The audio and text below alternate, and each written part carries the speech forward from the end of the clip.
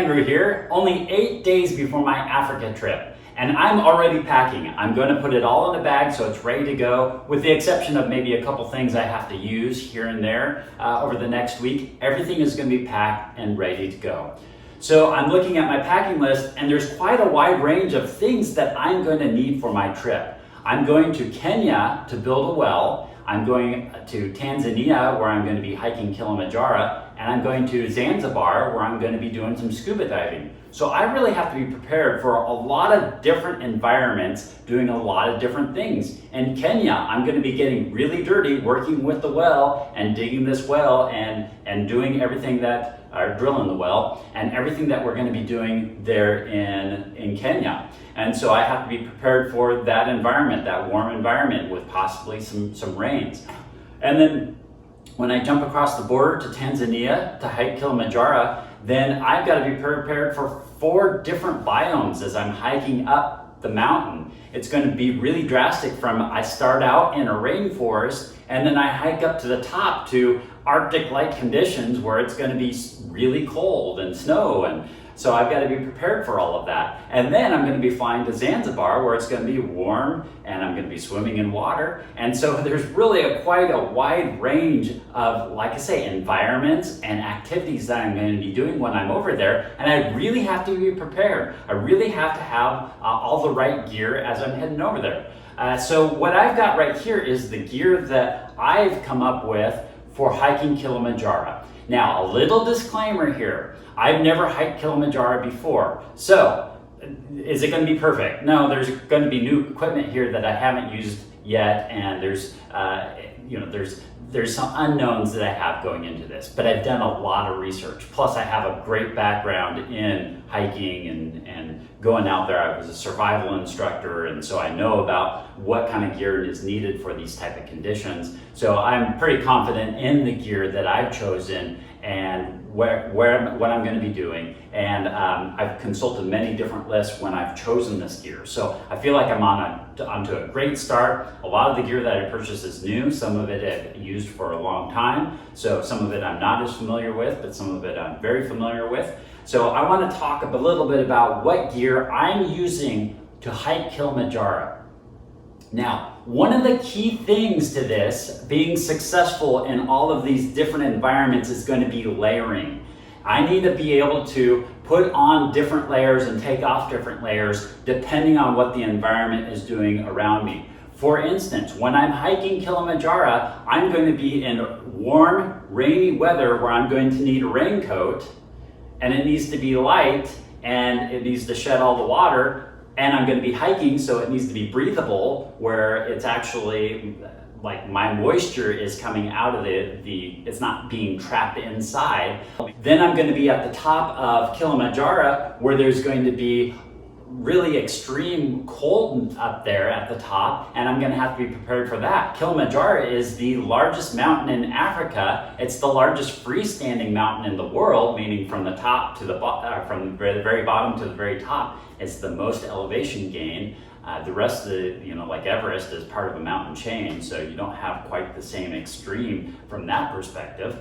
So I have to be prepared for all that, and if I have like a big, thick jacket that sheds rain at the top of Kilimanjaro, that's not going to work at the bottom when I'm in the rainforest. So I got to be prepared for both of that. So what do? You have a layer that keeps you nice and warm, and then you have a layer that keeps all of those elements off of you, such as the really cold wind or the rain, and it keeps that all off of you. So I've got to be prepared for all of it. Another thing with layering too is as you're hiking, you build up a lot of heat and you start sweating if you have too many layers on. And so what you need to do is, as you start building up the heat, you start shedding those different layers. And even when you start out from a break, if you take a break, you need to actually be a little on the cool side as you start to hike. And then as you slow down and as you take your breaks, you start putting those layers on. Because what happens is if you build up too much heat as you're hiking, then you're going to get sweaty, and then when you stop to take a break, it's going to get really cold. So it'll actually keep you warmer by putting on many different layers and layering down and layering up depending on what is happening and how much heat that your body is building up. So this is my gear for Kilimanjaro. Let's talk about exactly what I packed and why I packed it. We'll start out with my hat. I'm a very visual person, and so I've got everything from what I'm going to be wearing on my head down to where I'm be wearing on my feet. And from this side is the more warmer weather type climate up to the more extreme colder weather type of climate, the gear I'm going to be using for the top of Kilimanjaro. So I've got it all laid out. This allows me to kind of visualize it and make sure that I've got all the right gear from head to toe of what I'm going to need to keep me protected in the different elements. One of those elements is the sun. The sun is going to be beating down on us, and I'm going to need some sort of covering for my head. And this has a nice wide rim to it so that it protects me from those UV rays that are going to be coming down. It also has some netting around the head, so not only is it protecting me from the sun and the heat of the sun from coming directly down on me, but it also creates a lot of airflow, and that airflow is going to keep me cold as I'm hiking, or cooler when I'm hiking. So that airflow is really important. And so that's one thing you'll see, like in the extreme desert environments, why they can wear those big robes is because it's actually protecting them from the sun and from the heat. But the robes that they wear also has a lot of airflow. So as wind blows by it, it takes away a lot of that heat. So it's good to wear kind of more loose fitting clothes, but things that are going to protect you from those UV rays coming directly down on you. If this didn't protect my head, one thing I am packing along just to make sure I'm well protected is this is a neck covering here, and it's going to protect my neck from any of those. I've got a baseball cap that I'm bringing as well, so this will work with both this hat and my baseball cap. I suppose I could probably wear it by itself as well, but probably won't be doing that. But that is good protection from the sun there. I've got my shirts, of course. My shirts are all, they are rated to protect from UV rays, but they're also very kind of breathable, where it's going to take the moisture away from my body. It's also going to allow a lot of airflow, some of them are loose fitting, some of them are a little bit tighter fitting. But I've got 2 long sleeves and 2 short sleeves there, so they're really great shirts that I'm going to be wearing over there. I got my underwear and socks here. They recommend 3 to 4 pairs of underwear and socks. I tell you what, I'm bringing a little bit more. And the reason why is because I like clean underwear and clean socks that are dry and that are warm at the beginning of the day. And so I want to start, and actually I'll probably change it at night before I go to bed, so I'm got that nice fresh pair on. Especially socks. If it's going to be rainy, I'm going to be hiking through a rainforest, and so I'm going to want to have dry feet as I'm hiking up.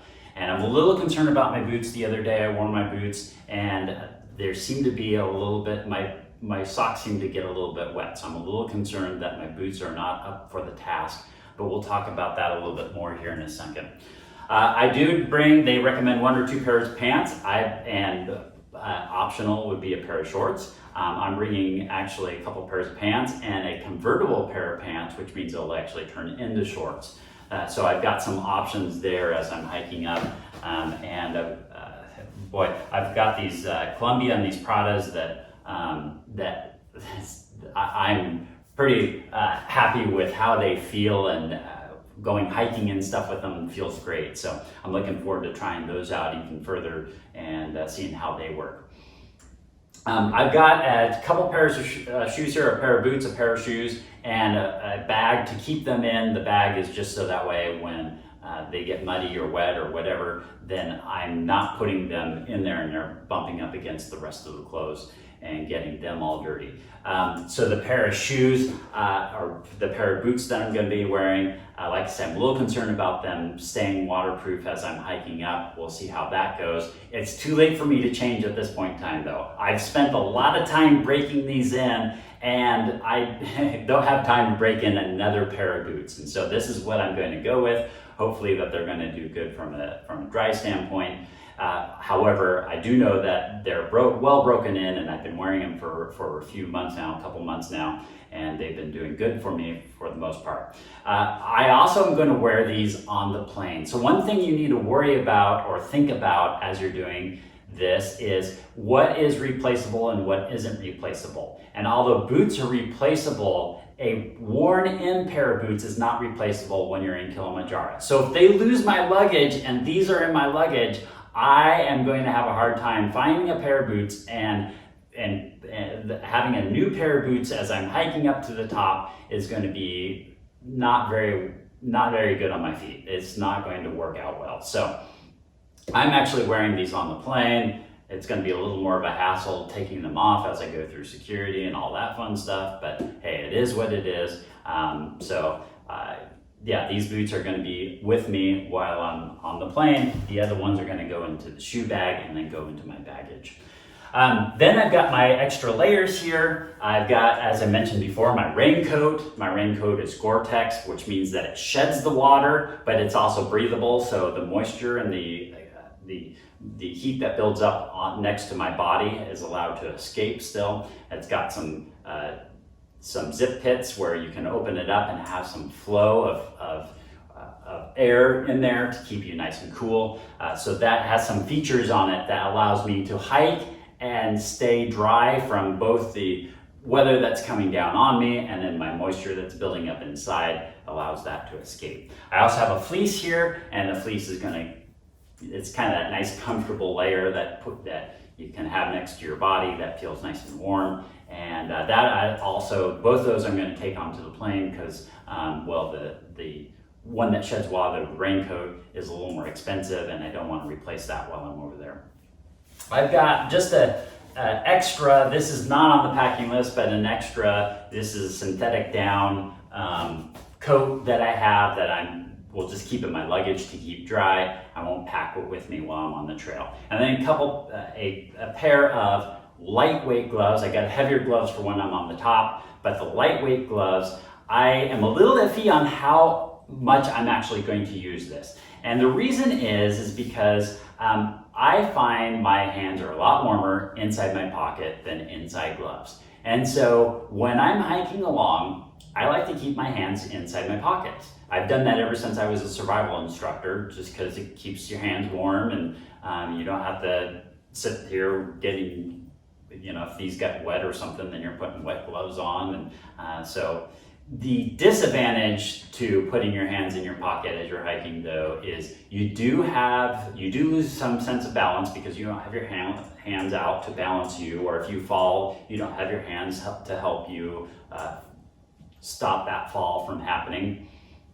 And so it does, there is some disadvantage. The other disadvantage I figure is you're going to be hiking with hiking poles as you're hiking along to Kilimanjaro. So I figured I'll probably wear these. That's the time I would wear them, is when I'm hiking with my poles to keep my hands warm when they're wrapped around some poles.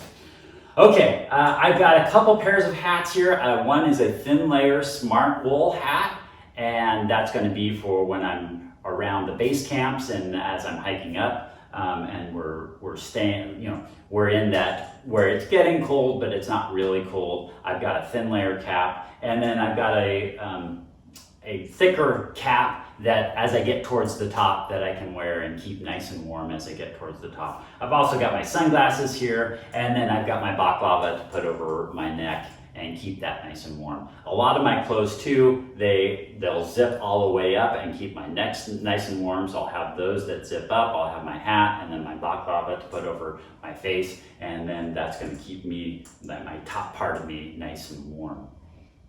A lot of heat escapes out of your head, so having a nice hat on top does a lot of good as far as keeping you warm.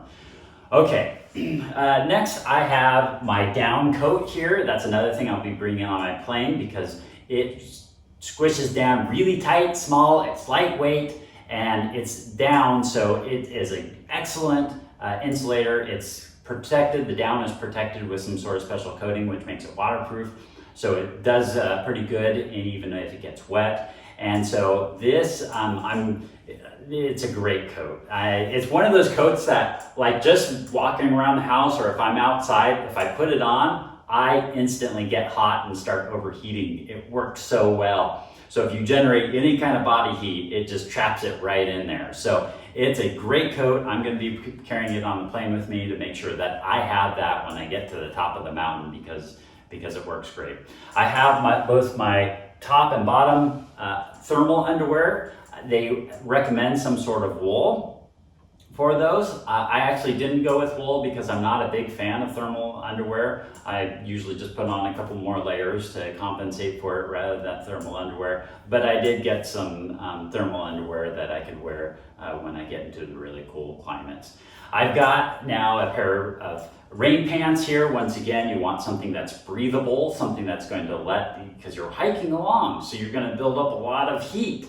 And so you need that heat to escape, or the moisture to escape. But on the flip side, it needs to protect you from the rain and from the cold and from the wind as you get towards the top.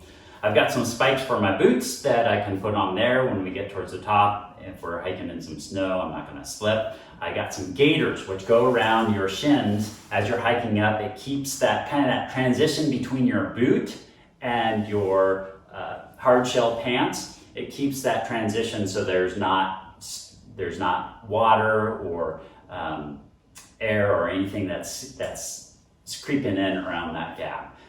You want those breathable also. I'm a little concerned about the ones that I have here because they're not breathable. I took them out the other day and there was a lot of moisture that condensed on the inside because the moisture from my body was condensing there. So I'm a little concerned about that. I got a couple nicer pairs of socks. These two pairs of socks are great. One's from Smart Wool and one's from Swiftwick.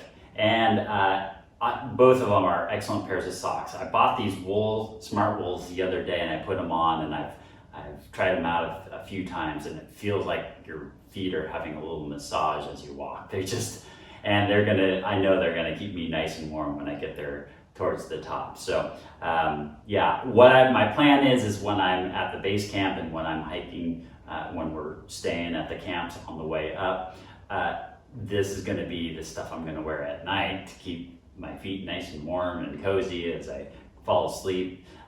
But then I'll use it on the day that we're going to summit to keep my feet nice and warm for that summit day.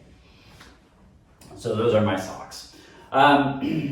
Now, there's trail food that we have to have along the way, so I've got quite a bit of trail food that I packed. Some of it I'm going to be using in Kenya for my well trip, so I'll eat the heavier stuff, like the power bars and those type of things during that time, and then keep the lighter snacky foods for the hike up Kilimanjaro so that there's not as much weight being carried. Here I've got a pile here, just kind of some miscellaneous stuff that I have. One thing here is this is a power adapter, so any power that I encounter over there, most of it I think is 220, so then I'll be able to convert it to power that I can use. I've got a little document pouch here. It's got my passport and some money in it, and so this is something I can keep around my neck or put underneath, and it's got a nice soft padding so it actually rubs up against the skin okay. It doesn't rub it raw or anything. So then have a safe place where I can keep all of my documents. I also have just a bag that I can put some dirty clothes in. I've got just some things that are going to entertain me while I'm on the plane because it's a long plane ride over there and a long plane ride back.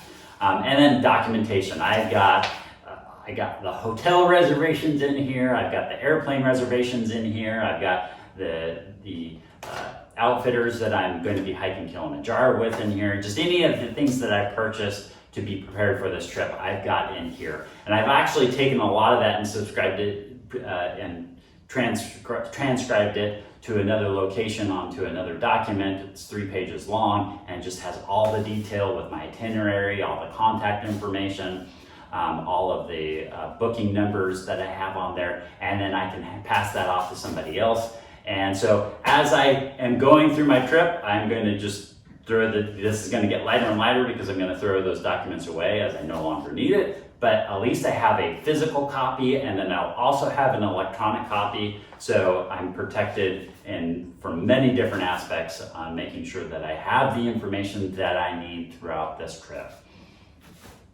I've got a couple, these pack organizers are great. I'm kind of new to the pack organizer idea, but I bought both these Shake and these Colton pack organizers to organize some of my stuff, and so I've already played around with them, and I think it's going to be great to keep my stuff organized, and so I just don't have a bunch of free-floating stuff around my pack. I've got one of these Colton ones I've got for my carry-on, and then I've got for my regular luggage. And so the carry-on, I've got a lot of the things that I feel like I'm going to I can't replace things like my malaria medicine. I'm not going to be able to replace over there, or my altitude sickness medicine.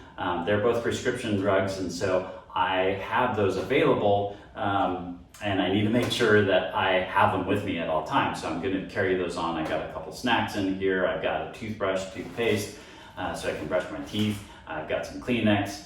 So there's just a few things that I feel like I either need on the plane or I wouldn't want to lose on the way over. And I mentioned that with some of my other gear, is that things that aren't replaceable, that I'm not going to be able to replace, I want to make sure that I have over there. One other thing that I didn't mention earlier is I do have this belt here, and it's a money belt. I call it my insurance belt because I've got a few extra dollars in there, and so if something were to happen, I dip into it. I don't plan on spending any of it, but it's just there in case I need it for some emergency reason. As I mentioned, then I got a couple of these bags here that are for my regular luggage that I'm going to put in my luggage. I've got one that's more of a kind of a toiletry medical kit, and one that has more of my fluids in it, the things that could leak, and I don't want them to get onto other stuff, so I've got that over there. And my medical one, I've got quite a few different methods of tackling blisters. I got blister tape, I've got these little band-aids that you can put on there, and I've got one of my favorites is new skin. If you've got a blister that pops and it's open, you put some of this new skin on that, and it hurts. It really hurts. But it creates this layer of skin, and like the name says, it's new skin, and it works amazing. So back in the military, when we had these long treks and got blisters, it worked great on those, and so I would highly recommend giving that a try. I've got cough drops, I've got antacids. Well, one of the problems I had with packing some of this medicine, they recommended some medicine, like some diarrhea medicine in here, and they had some of these recommendations, and it's like, how do I pack for that? Because I'm either not going to use it at all, or I'm going to need quite a bit of it because it's going to be something that's going to be reoccurring. And so I had a little hard time, how much quantity do I pack of some of this medicine stuff? So I try to find a happy medium with it. I don't know if I got it right or not. Cough drops, the same thing. I'm either going to develop a cough and I'm going to need quite a bit of cough drops, or I'm not going to need any cough drops, and probably not going to need any. So how do you balance that? I'm not sure, but we'll see how well I did. Another thing I should mention, that my outfitters actually is going to give us water that's going to be treated. But there's going to be some outfitters let's say I get lost from the group or something where it happened. I do have some water purification tablets just to make sure that I have clean water. Another thing they mention earplugs, because some people snore, so I'm bringing some earplugs. I'm going to have both one in the set that I'm going to be on the plane with, and one for the one that I'm going to be hiking the mountain with. And then I've got some things like lip balm to, if things get dry or something, then I have that. I've got some Tylenol packed in here. Some various other medical stuff. In here I've got wet wipes. They recommend wet wipes. Don't forget your sunscreen, because there's going to be some areas where you're going to need sunscreen, and then also there's a lot of mosquito-borne illnesses that you need, or there's a lot of illnesses that are transferred via mosquitoes. So I've got some DEET in here, and I got some other things such as a shaving kit, and then I'm going to be in Africa for almost 4 weeks, so I'm going to have to do laundry a few times. So I actually got some laundry detergent that I packed in here that I'll be doing laundry all along the way. I've got my camera equipment over there. One thing that I'm pretty excited about that I've purchased is this is a solar panel. And so the solar panel, I'll be able to, as I'm hiking, put this on the back of my pack and be able to charge the solar panel up. Even if I didn't have a lot of sun where I was charging it all that much, it's not that big of a concern because this has a nice big battery supply to it. So I'll be able to charge my phone and my camera gear quite a few times on this battery just from the charge alone that's on it. So I've got it all charged up and it's ready to go. And so I'm will be able to keep my gear, my equipment charged. I also have some my camera equipment that's sitting over there, and then as far as water, I've got my water bottle here, and then my hydration bladder here. So on my pack, I'm going to have this. Water bladders are great. In fact, I've even used these things when I'm working in the yard, because if I have this filled up and the water is sitting right there ready for me to use, I stay so much more hydrated than if I have to go somewhere and grab water, or in this case, if I have to pull it out and drink it. And so these things are great for staying hydrated. I've used them on planes before. I've used them, of course, hiking all over the woods before. So I use this for a lot of different type of things to make sure that I stay hydrated. Staying hydrated is very important. So use these everywhere. These are great. These are great. But the problem is that it's got this real thin plastic pipe to it, and it freezes really easily. So there have been times when if I'm up on a mountain and I'm hiking, then I won't get water because because the water's all frozen and I can't get it through the pipe. And so what I have is an Nalgene bottle that's wide mouth that you're able to drink out of while you're up there on top of the mountain. So the other thing with this is you can store this upside down because water freezes from the top down. And so as the top freezes, then you'll be able to still access the rest of the water when you need it. Also, you can pack it in the middle of your pack with lots of insulation around it, and that will also slow the process of that freezing. So you'll need an Nalgene bottle or some other type of bottle that has a wide mouth to it. And staying hydrated, once again, is going to be so important. You'll need a day pack. They recommend anywhere from a 34 liter day pack. I chose the Mantra 34. One reason why I chose this is because the height of it allows me to use this as a carry-on. So this is going to be my carry-on bag that I'm going to put all my important stuff in there. But it's got some great features, like this keeps the pack away from your back. So this is all kind of a mesh netting right here that keeps that airflow back on your back, and so your back does not get as sweaty as you're hiking along. And so it's got some really nice support for your back. It's also got some great hip support, so you can carry more of your weight on your hips. You'll notice that you fatigue a lot faster if you carry your weight on your shoulders, and it makes your shoulders pretty sore. So it's got these nice hip support. So it also has some zip bags right here on the hips, and so I've got some easy access to any kind of equipment or food that I want to have while I'm hiking up. And it's also got some great ways to hold the poles as I'm hiking up, the hiking poles. One thing that I don't have in here, as you see laid out, I don't have hiking poles, and I don't have a sleeping bag. That's because I'm going to rent those as I get over there, rather than me carrying it over there and having to carry those the whole time. I'm just going to rent them as I'm over there. So I'm looking forward to trying out this Mantra 34 liter pack, and Osprey.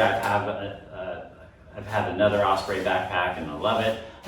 But yeah, this has worked great for me so far with the trips that I've taken. And then this also was a new purchase. I've got my Friendly Swede duffel bag here. And one thing that they needed, they needed a waterproof 60 to 90 liter waterproof bag that you can put your sleeping bag in and put all your gear in as you're hiking up. I'm going to have porters that are actually going to carry this. It'll be the first camping trip that I'm going to have somebody else carry my equipment. All the camping trips I've been on in the past, I haven't had porters. So I'm actually pretty excited about it, to be pampered a little bit. It feels a little strange. I was felt a little weird about it at first, but now I'm actually looking forward to having them set up the camp and having it all set up ahead of time and them carrying some of my gear. So it needs to be waterproof. It's got lots of handholds to it. It can be a backpack. I won't be using the backpack part of it as I travel because I've got my carry-on and that's going to be my backpack, but it also has a strap that I can carry it with and handles that I can carry with, so some buckles here on the side. So I'm loving this thing so far. I haven't had a good chance to have a field test with it, but I am really excited about this bag and I think it's going to do a great job as I'm hiking up towards the top. So yeah, hopefully it doesn't let me down, and I think it'll do a great job. Well, one other thing that I have on here too is just some luggage locks here. They're TSA approved, so TSA doesn't have to break my lock to do an inspection, and it's just got a little key that TSA uses. But I'll be able to lock my baggage to make sure that there's no one employee in the airport or as it's being transferred from location to location, that none of my gear ends up missing out of my bag. Of course, I guess they could take the whole bag, but that's a little more evident if they're trying to take a whole bag from off the tarmac. Or the other thing too is I added a little bit of a wire cable here, so that way if I'm at like my hotel and my hotel doesn't have my safe, then I can wrap it around something that is permanent, and then they can't really take my bag unless they're going to break it. And at some point in time, if they really want it bad enough, they're going to be able to get to it. But this at least gives me a little added protection to make sure that my gear is safe and nothing's going to happen to my gear. And then as I'm hiking on Kilimanjaro, there's going to be some things, like I say, I'm going to do quite a few different activities. Some of them is going to require a bathing suit. Am I going to carry a bathing suit up the top of Kilimanjaro, the highest mountain in Africa? And no, there's some gear that I just don't want to have to carry up to the top. And so I've got a bag that I'm going to put some of that gear in and then store it at the base with the outfitters that I'm going to be using. Also, I've got all my stuff tagged with luggage tags, so it's got my name so people can contact me and get a hold of me if they need to. And on all my bags, the luggage tag looks all the same. So there's my gear. There are my bags that I'm going to be packing. Here in a second, I'm going to be taking all of my items and I'm going to be putting them in my organizers and then putting them in their proper bags. I'm going to set a pile aside that I'm actually going to be wearing the day of that I'm going to take off. So here in a little bit, I'm going to have this all packed and ready to go. All right, now that I've laid everything out and I make sure that I have everything on my different packing lists, and I have multiple packing lists because I'm doing multiple events as I'm over there in Africa. So I've got everything that I need. I've consolidated it now and put it into 3 different piles. One that I'm going to wear, one that is going to be my carry-on, and one that's all going to go into my luggage that's going to be checked baggage. So the things that I'm going to carry on, my important, and the things that I'm going to actually wear onto it, things like my document pouch, which has my passport, my money belt, which has my insurance belt, like I called it, my boots, which I want to make sure I have my pair of worn-in boots when I'm hiking Kilimanjaro. So I've got all my clothes that I'm going to wear there. I've got my carry-on bag here. I've got an extra set of clothes in case my luggage gets lost. I still have a change of clothes. I've got my toothbrush, toothpaste. I've got my glasses, which I wouldn't want to lose. I've got my camera equipment, my documents that I'm going to need as I'm traveling. So that's all going to go into the bag that I'm going to carry on. And so that will all be safe from there. And then finally, I've got my organizers. I've got everything organized. I've got the stuff that I'm gonna need at the top of the Kilimanjaro, right there in one of my organizers there. I've got my clothes in another one. I've got my shoes all bundled up in their shoe container. So I've got everything packed and organized.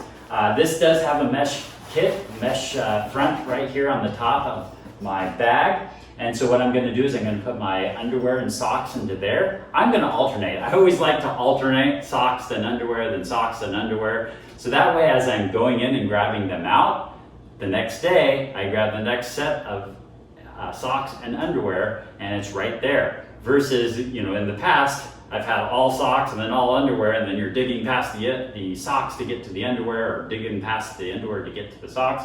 So I alternate them and put them in there and every other one.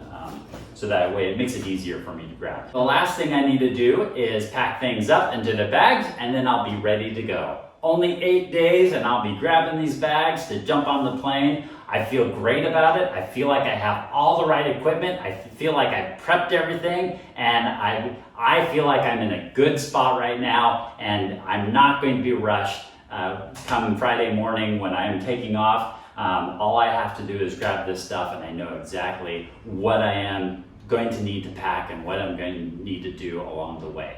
So I feel really well prepared. Thank you for watching this video. Whether that you're about to climb Kilimanjaro and you're watching this as one of your prep steps to climb Kilimanjaro, or you're just watching this video for some travel tips or for some packing tips, I appreciate it. Thanks for watching this video. Don't forget to like this video and subscribe to my channel. And have a great day, and we'll talk with you next time.